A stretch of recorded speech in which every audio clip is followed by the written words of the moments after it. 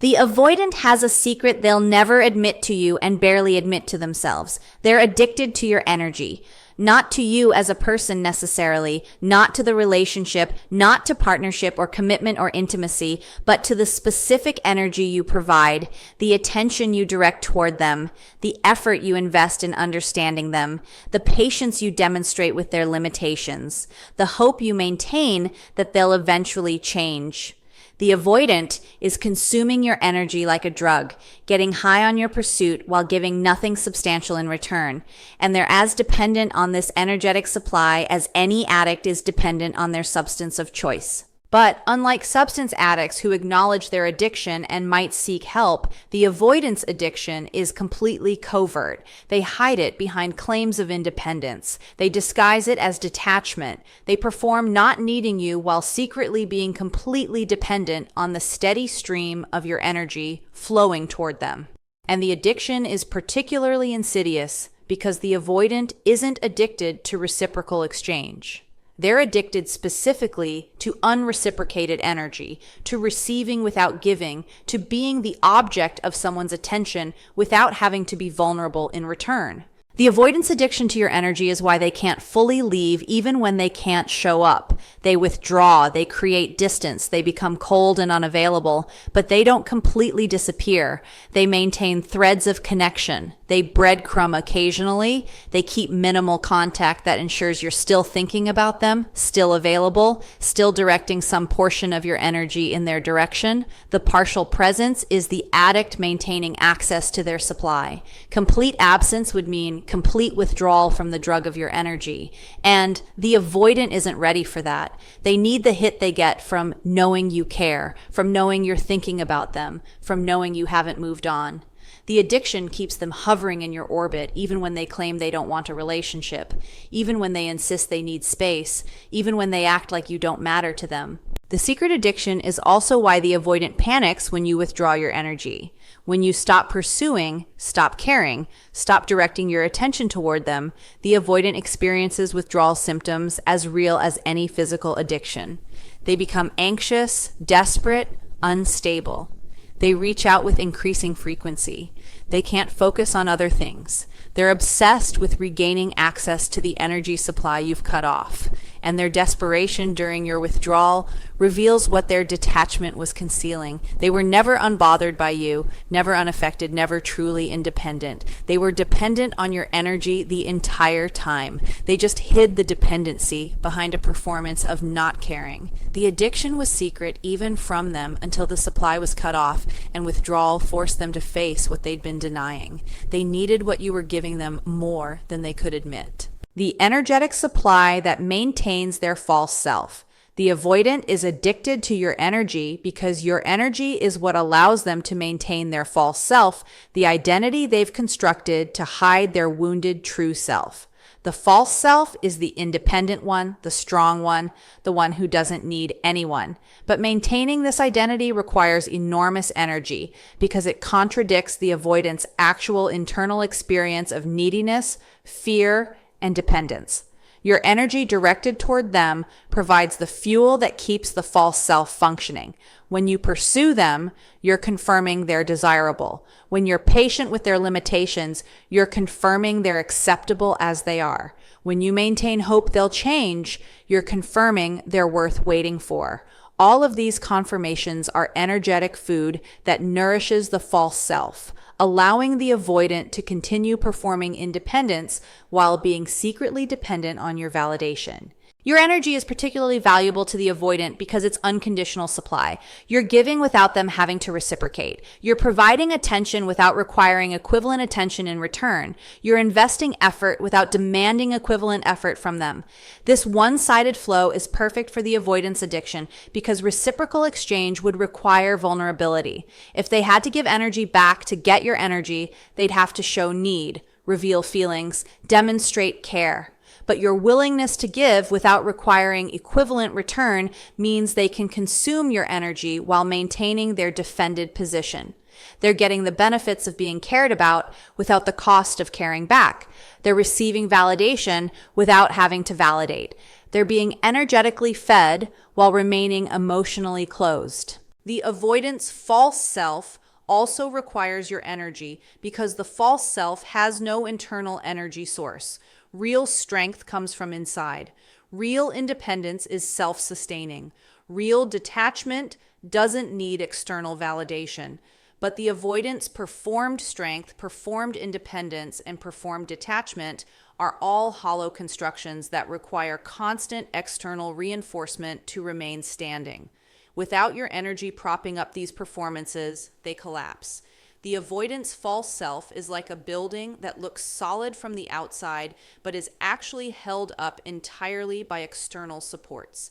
Your energy is those supports. Remove them, and the structure falls, revealing there's nothing solid underneath, just fear and need and dependence. The avoidant has been hiding from themselves and from you. Your energy is also maintaining the avoidance false self by allowing them to avoid their wounds.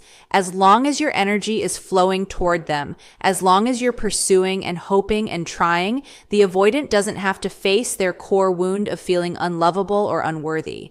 Your consistent attention is evidence they're lovable. Your continued pursuit is proof they're worthy. Your energy is covering up the wound, numbing the pain, providing temporary relief from the shame the avoidant carries about their fundamental inadequacy. But it's just temporary relief. The wound isn't healing. It's just being covered by your energy.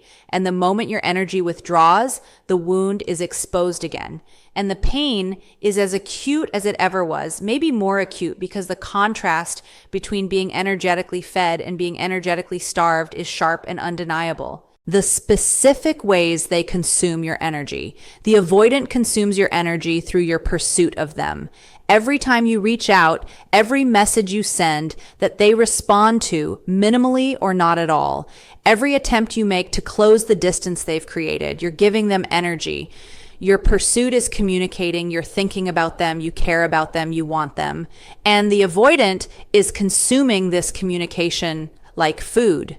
They're feeding on your desire for them. They're nourishing themselves on your continued investment, and they're doing it while giving nothing back, while remaining distant, while being unavailable. The pursuit is a one-directional energy flow from you to them, and the avoidant is addicted to receiving this flow without reciprocating. The avoidant also consumes your energy through your emotional labor. You're the one trying to understand their patterns. You're reading about attachment theory. You're giving them patience while they work through their fear. You're accommodating their need for space. You're managing your own emotions so you don't pressure them. All of this is energy expenditure on your part with no equivalent energy expenditure from them. The avoidant is receiving the benefits of your emotional work without doing equivalent work themselves. They're being understood without having to understand. They're being accommodated without having to accommodate. They're taking in all the effort you're expending while remaining effort-free themselves. Your energy is also consumed through your hope. The hope you maintain that they'll change, that they'll eventually be ready, that the relationship has potential if you're just patient enough. This hope is energy. Hope is active, it's forward-looking, it's invested in future possibility, and the avoidant is feeding on your hope without offering any hope of their own. They're not hoping for the relationship. They're not actively working toward being different. They're just existing in their defended state while your hope about them keeps you engaged and keeps energy flowing in their direction. Your hope is doing all the relational work of believing in possibility while the avoidant does nothing except exist as the object of that hope. The avoidant consumes your energy through your waiting. Waiting is not passive. Waiting is active energy expenditure. You're holding space for them. You're keeping yourself available. You're not fully moving on because you're waiting to see if they'll step up. All of this waiting is energy directed toward the avoidant. Energy they're consuming without acknowledging. They know you're waiting even if it's never explicitly stated. They can feel your availability. And they're drawing on that energetic availability to maintain their own sense of security and importance. Your waiting is feeding them the message that they matter, that they're worth waiting for, that they have value, and they're consuming this message without ever confirming they're worthy of the wait, or that the wait will result in anything you actually want. The withdrawal symptoms when you cut off supply, when you stop giving the avoidant your energy, when you stop pursuing and hoping and waiting and doing all the emotional labor, the avoidant experiences withdrawal symptoms that are violent and destabilizing. The first symptom is confusion. The avoidant can't understand why you've stopped giving them energy. They took your energy for granted. They assumed it would always be there. The withdrawal of your energy doesn't make sense to them because they weren't consciously aware they were dependent on it. They thought they were fine without you, but suddenly they're not fine, and they don't understand why the change in your energy is affecting them so profoundly. The confusion quickly gives way to anxiety. The avoidant becomes anxious about your absence, about the withdrawal of your attention, about not having access to the energy supply they were dependent on. The anxiety manifests as obsessive thinking about you. They're checking your social media constantly. They're asking mutual friends about you. They're thinking about you when they should be focusing on other things. The obsession is the anxiety looking for a fix, looking for any hit of the energy you use to provide freely. The avoidant is like an addict searching for their drug, and the searching is consuming them in ways that prove how dependent they were on something they claimed not to need. The anxiety escalates into desperation when the avoidant realizes you're serious about the withdrawal, that you're not just temporarily upset or playing hard to get. You've actually cut off the energy supply permanently. This realization creates desperate attempts to restore access. The avoidant reaches out with increasing frequency. They try different strategies to get your attention. They might apologize, might express vulnerability they never expressed before, might make promises about changing. But all of this is the addict's desperation to restore supply, not genuine readiness to reciprocate energy or to be in a healthy relationship. The desperation proves the addiction, but desperation doesn't equal transformation. It's just a withdrawal symptom, not evidence of healing. The withdrawal symptoms also include the avoidant experiencing emotions they successfully avoided while they had access to your energy. They feel the core wound of unworthiness that your energy was covering. They feel the loneliness their performed independence was disguising. They feel the need they've been denying. All of these feelings surface because the numbing agent, your energy, has been removed. And the feelings are overwhelming because the avoidant has no practice managing them. They've been managing life by consuming your energy rather than by developing their own internal resources for emotional regulation. Withdrawal forces them to either develop those resources or find a new energy supply. And most avoidants choose the latter, finding someone new to pursue them rather than doing the internal work to become self-sustaining. The pattern of seeking new supply. When you cut off your energy, when the avoidant can no longer consume what you are providing, they typically don't become independent. They seek new supply. They find someone else to pursue them, someone else whose energy they can consume, someone else who will do the emotional labor and the hoping and the waiting. The new person is just replacement supply, not evidence the avoidant has moved on or found something better. They're just finding a new source for the addiction you were feeding. And the pattern they establish with the new supply will be identical to the pattern they had with you, because the pattern is about consuming energy without reciprocating, about being pursued without being available, about maintaining a false self through other people's effort. The avoidance need for new supply is why they often move on to new relationships quickly after endings. It's not that they didn't care about you or that the new person is better than you. It's that they're in energetic withdrawal and they need a new source immediately to avoid feeling the feelings that withdrawal creates. The new relationship is methadone to the heroin of your energy, a substitute supply that prevents them from having to face their actual addiction or do the work to become self-sustaining. The quick replacement is evidence of how dependent they were on external energy, not evidence that you were replaceable or inadequate. The pattern of seeking new supply also reveals that the avoidant is incapable of real aloneness. True independence is the ability to be alone and be genuinely okay. But the avoidant can't be alone without an energy source. They need someone in the background providing attention, hope, pursuit, emotional labor. Without that supply, they fall apart. So they can never be truly alone. They jump from supply source to supply source, relationship to relationship, person to person, always needing someone's energy to maintain their false self. The constant need for new supply proves their independence is performance. Real independence wouldn't need constant external validation and energy input to exist. The new supply the avoidant seeks is also typically someone with similar traits to you.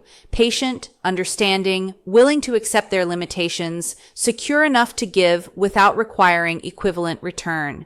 The avoidant is attracted to the same type repeatedly, not because they have a type based on physical features or personality traits, but because they have a type based on who will provide the energy they're addicted to. They need someone who will pursue them, who will hope for them, who will wait for them, who will do emotional labor without demanding reciprocation. You weren't unique in this role. You were interchangeable with anyone else who would provide the same energetic supply. And recognizing this is painful but clarifying. The avoidant wasn't in a relationship with you as a unique person. They were in a relationship with you as an energy source. And they'll find another source once you stop providing what they need.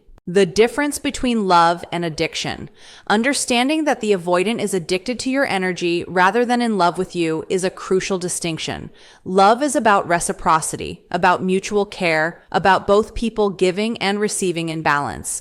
Addiction is about consumption, about taking without giving, about using someone as a resource to meet your needs without meeting theirs. The avoidant might have feelings for you. They might care about you in their limited way, but their primary relationship to you is addictive rather than loving. They need what you provide. They're dependent on your energy. And when you withdraw it, they experience withdrawal rather than loss. The difference matters because you can't heal an addiction through more love.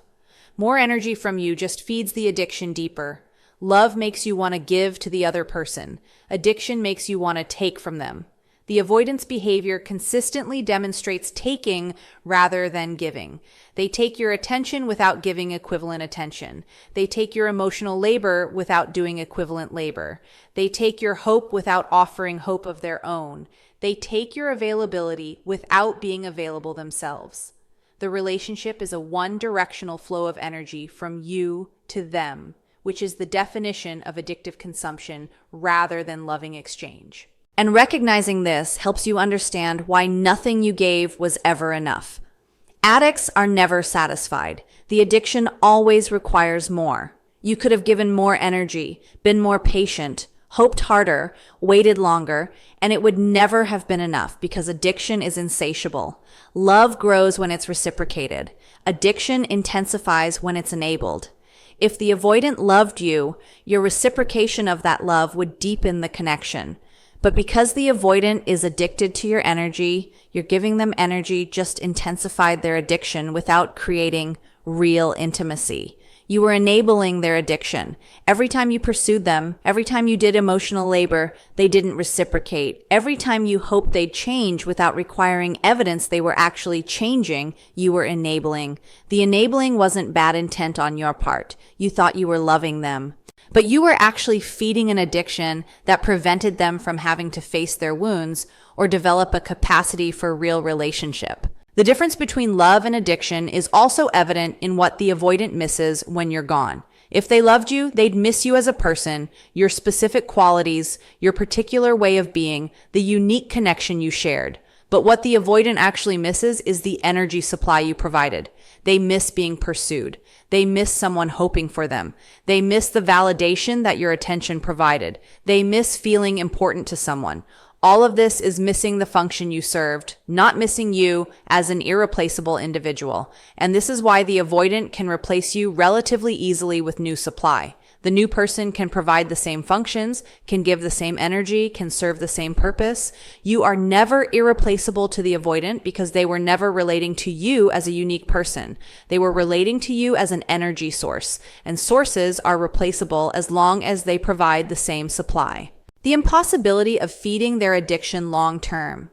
The avoidance addiction to your energy is impossible to feed long term without destroying yourself. Addiction is insatiable. No matter how much energy you give, the avoidant will need more. No matter how patient you are, they'll require more patience. No matter how much you accommodate, they'll need more accommodation. The addiction can never be satisfied because satisfaction would require the avoidant facing their wounds and healing them, and avoiding exactly that is what the addiction is for. The addiction is the avoidance strategy for never having to face their core shame, their fear of vulnerability, their need for others. As long as they're consuming your energy, they can avoid their internal work. And as long as they're avoiding their internal work, they'll need more of your energy to maintain the avoidance. Feeding the addiction also requires you to abandon yourself. You have to suppress your needs to meet theirs. You have to give without receiving. You have to hope without evidence. You have to wait without a timeline. You have to provide emotional labor without rest. You have to maintain energy output without replenishment. No one can sustain this indefinitely without becoming depleted, resentful, depressed. The relationship with an avoidant who's addicted to your energy will drain you completely if you let it. And the draining will never result in the avoidant being satisfied or the relationship becoming reciprocal. The addiction doesn't lead to healing. It leads to your depletion while the avoidant remains unchanged. The impossibility of long-term feeding is also because your energy eventually runs out. You can't give indefinitely without receiving. You can't pursue indefinitely without being pursued back. You can't hope indefinitely without seeing progress. You can't wait indefinitely without knowing what you're waiting for. Eventually, your energy depletes. You have nothing left to give. You're exhausted, burned out, empty. And at this point, one of two things happens. Either you withdraw your energy to protect yourself, or you continue trying to give from a depleted state and you damage yourself seriously. The first choice is self-preservation. The second choice is self-destruction. And the avoidance addiction puts you in a position of having to choose between yourself and them, which is not a choice that should exist in a healthy relationship. The impossibility is also that feeding the addiction prevents the avoidant from ever getting what they actually need, which is healing. As long as you're providing energy that covers their wounds, they have no motivation to heal the wounds. As long as your attention is validating them, they don't have to face their core shame.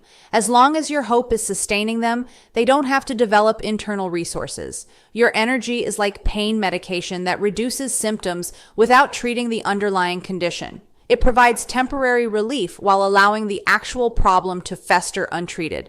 The kindest thing you can do for an addict is stop enabling the addiction, but stopping feels cruel because it means watching someone you care about experience withdrawal. Yet continuing to enable is crueler in the long run because it prevents them from ever hitting bottom and potentially getting help. The only solution is withdrawal of supply. The only way to address the avoidance secret addiction to your energy is complete withdrawal of the supply. Not reducing it, not making it conditional, not giving it intermittently. Complete withdrawal. You stop pursuing. You stop hoping. You stop waiting. You stop doing emotional labor. You stop being available. You cut off every form of energy that was flowing from you to them. This withdrawal will create the symptoms described earlier: confusion, anxiety, desperation. But those symptoms are not your responsibility. Those are the addict's withdrawal, and withdrawal is a necessary prerequisite for any possibility of recovery. Complete withdrawal is also necessary to protect yourself. You cannot continue being an energy source for someone who's consuming without reciprocating. You cannot sustain the one-directional flow indefinitely. Withdrawal isn't punishment of the avoidant. It's protection of yourself. It's recognizing that you deserve a reciprocal relationship, that your energy is valuable and shouldn't be given to someone who doesn't value it, that your effort should be matched, not taken for granted. Withdrawal is you choosing yourself, and choosing yourself is the only healthy response to someone whose addiction to your energy was preventing them from having to choose anything at all. The withdrawal also creates the only conditions under which the avoidant might do their work. When you withdraw your energy, the avoidant is forced to face what your energy was covering: their wounds, their fears, their needs. And facing these things is what creates the possibility that they'll seek help, get therapy, do the work to heal. Most avoidants won't do this work. Most will just seek new supply. But the few who do get help, who do heal, who do develop a capacity for real relationship, they all start with loss, with hitting bottom, with having their addiction supply cut off in ways that force them to face themselves. Your withdrawal might be the catalyst that eventually saves them, though you won't be around to see it, and you shouldn't wait to find out. Withdrawal also teaches you something crucial. You can survive without them. While you're feeding their addiction, while your energy is flowing toward them, you're not developing your own internal resources. You're focused outward on them, on the relationship, on hoping and waiting and trying. But withdrawal forces you to turn inward. You have to develop your own sources of validation, your own emotional regulation strategies, your own sense of worth that doesn't depend on whether someone receives your energy appreciatively. Withdrawal is your opportunity to become actually independent rather than codependently attached to someone who was consuming your energy without reciprocating.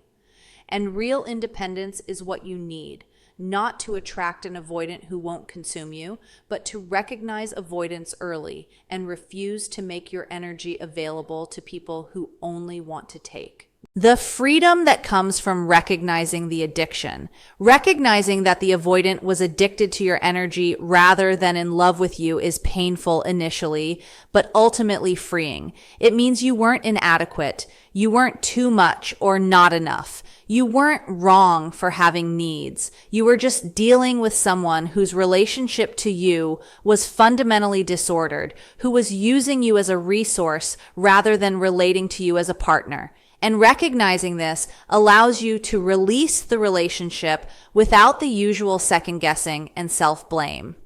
You can't fix addiction by being better supply. You can't heal someone who's using you to avoid healing. You weren't the problem. Their addiction was the problem, and their addiction has nothing to do with your worth. The freedom also includes understanding that nothing you did created the addiction. The avoidant was addicted before you met them. They were addicted in their previous relationships. They'll be addicted in their next relationships. The addiction is their pattern, their strategy, their way of avoiding their wounds. You didn't cause it by being too giving or too patient or too hopeful. The addiction would have existed regardless of who you were or what you did. And this understanding releases you from the burden of thinking you should have done something differently. There was nothing you could have done differently that would have changed the fundamental dynamic of them consuming your energy without reciprocating.